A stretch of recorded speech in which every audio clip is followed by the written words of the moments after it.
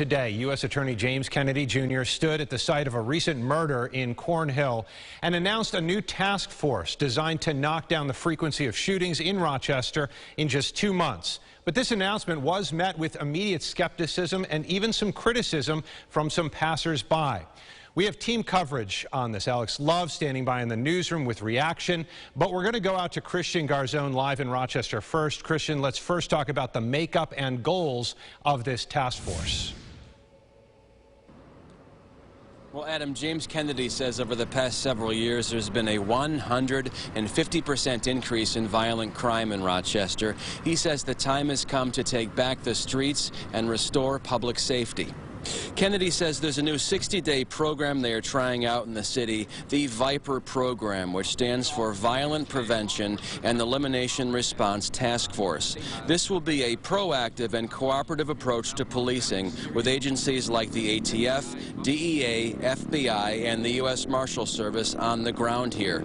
It will also use federal prosecution in an effort to remove violent offenders and illegal guns from the streets. They know a lot of these bad actors already, and they compared this to fishing not with a net, but with a spear, precision.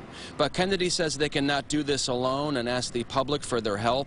He's hoping that law enforcement and the community can readjust their mindsets and build better relationships in this effort. The police chief echoing those thoughts. The time has come for everyone to stop thinking of us versus them as the community versus the cops, and to start thinking of us versus them as the community and the cops versus violent offenders. My goal is that our folks target the violent, gun-offending criminals and leave the everyday people who are living their lives out of it wherever possible. And I think if we can stay on task with that, I think we'll be okay.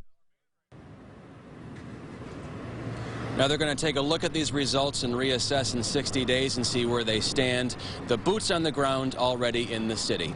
From State Street in Rochester, Christian Garzone, News 8. Adam, right back to you. Christian, thank you. Now, as the U.S. Attorney detailed the effort, a crowd formed, and some in that crowd ended up asking their own questions and offering their own opinions on the task force. Alex Love, live in the newsroom. Now, Alex, what happened there?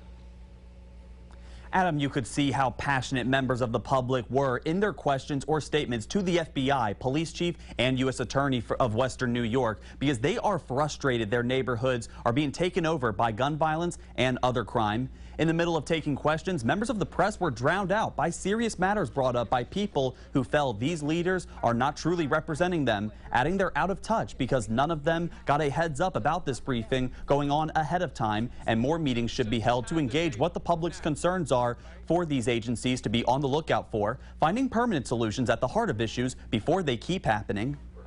It has to be proactive instead of reactive. All we hearing is a bunch of reactive stuff.